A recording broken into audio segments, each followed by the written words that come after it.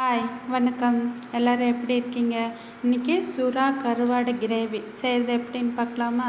அதுக்கு முதல்ல கருவாடு நல்லா சுடு தண்ணி ஊற்றி ஒரு 2 தடவை கழுவி சைடில் வச்சுக்கணும். அப்புறம் தாளிப்புக்கு கடாய் வச்சு எண்ணெய் ஊற்றி எண்ணெய் காஞ்ச பிறகு கடுகு போட்டு பொரிஞ்சோடனே ஒரு பெரிய வெங்காயம் சின்னதாக கட் பண்ணி போட்டு காரத்துக்கு ஏற்ப பச்சை மிளகா போட்டு நல்லா எண்ணெயிலே வதக்கணும்.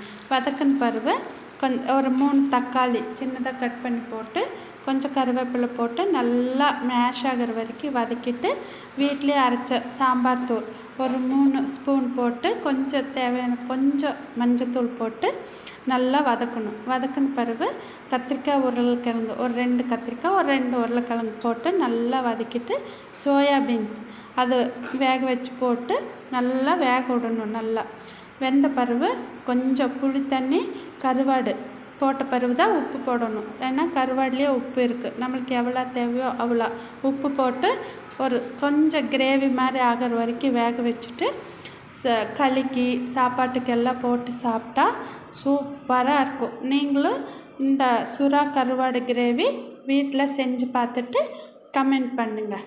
ஓகேவா? பாய்.